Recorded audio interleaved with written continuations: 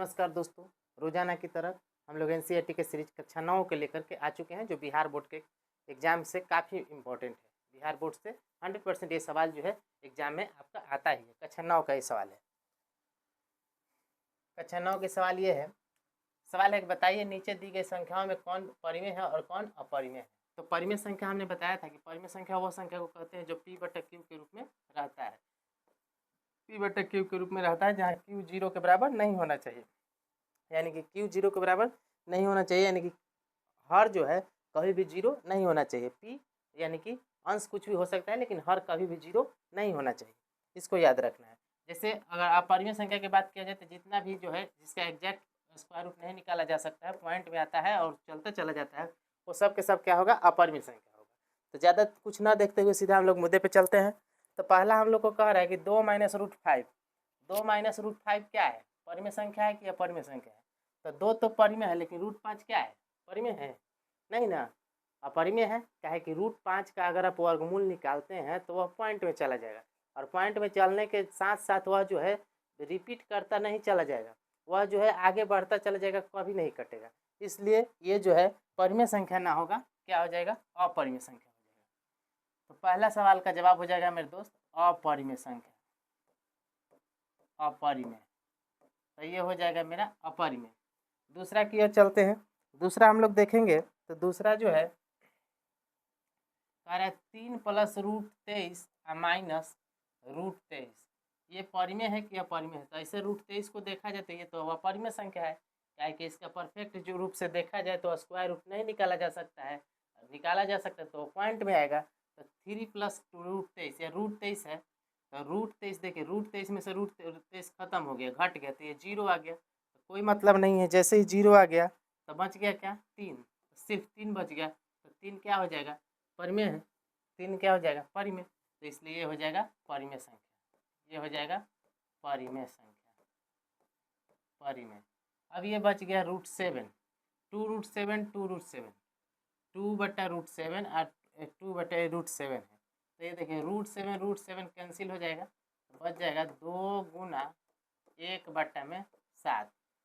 1/7, 7 से 1 को भाग दीजिएगा तो नहीं जाएगा। पिछला क्लास में हम लोग देखे थे 0 डालाएगा, जब नहीं जाएगा तो 0 डालेंगे, और 0 डालेंगे तो क्या डालेंगे, यहाँ अंदर में 0 तो बाहर में बिंदी, तो यहाँ पे 0 पॉइंट हो जाएगा।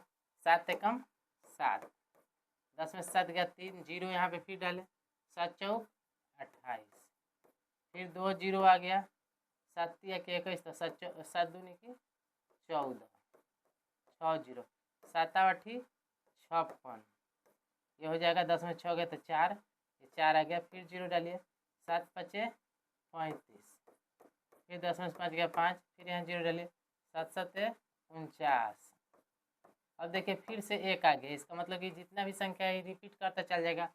कोई भी संख्या अगर भाग करने के बाद रिपीट करता चला जाए, कोई भी संख्या अगर भाग करने के बाद वह कट तो नहीं रहा है, लेकिन रिपीट कर रहा है, दोहरा रहा है, पुनरावृत्ति हो रहा है, बार बार एक ही नंबर आता चला जाएगा, ये नंबर जो है आगे चलता चला जाएगा, तो इसको कहेंगे परिमेय संख्या। क्या कहेंगे, परिमेय। ये जो हो जाएगा 2 से गुना करेगा तो भी यानी कि परिमेय संख्या हो जाएगा। ये हमारा हो जाएगा परिमेय संख्या। अब आइए 1/√2, √2 अपरिमेय है, तो √2 अपरिमेय है, तो यहाँ पे डायरेक्ट हम लोग लिख सकते हैं अपरिमेय ये होगा। 2 पाई, पाई क्या है, पाई क्या है, पाई एक अपरिमेय संख्या है। पाई एक अपरिमेय संख्या है, क्योंकि पाई के मान आज तक कोई निकाल ही नहीं पाया है। पाई के मान आज तक कोई निकाल ही नहीं पाया है, जब निकाल ही नहीं पाया तो पाई क्या है, अपरिमेय संख्या है। पाई क्या है मेरे भाई, अपरिमेय संख्या है। इसलिए पाई हो जाएगा, ये हो जाएगा अपरिमेय संख्या। कैसे, जरा देखिए आप लोग ध्यान से, कैसे। तो देखिए 2 तो परिमेय संख्या हो जाएगा, लेकिन पाई का मान आप लोग जब भी लिखते हैं तो या तो आप 22/7 लिखते हैं, या फिर 3.14 ऐसे करके लिखते हैं। तो देखिए पाई का मान जो होता है, सर्कल के अगर 7 सेंटीमीटर रेडियस लीजिएगा कोई सर्कल में, कोई वृत्त में, तो उसका परिधि जो होगा 22 सेंटीमीटर होगा।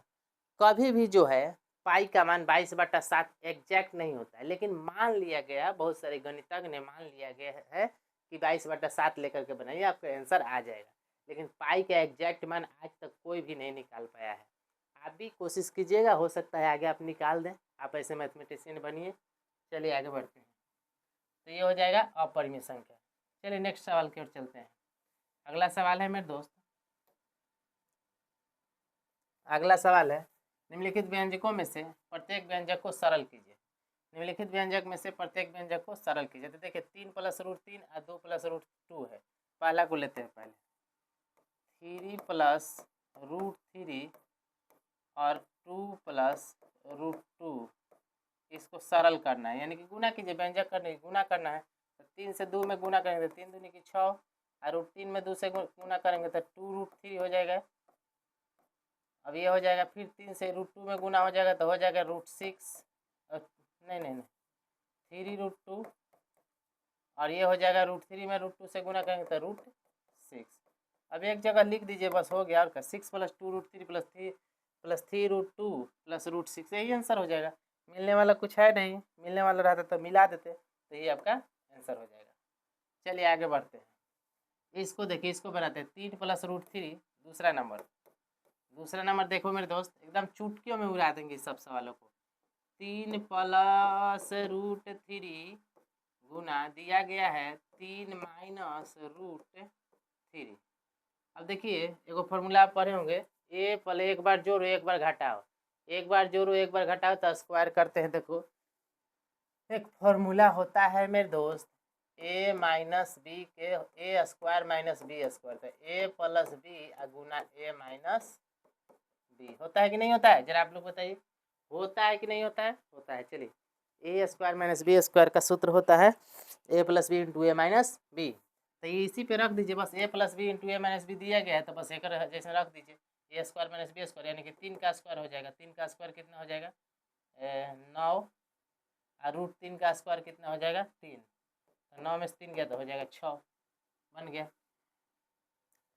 अब आइए इसको देखते हैं, तीसरा नंबर वाला, ये वाला। उम्मीद करते हैं समझ में आया होगा। 3 नंबर देखा जाए, देखिए 3 नंबर का √5 + √2 का होल स्क्वायर।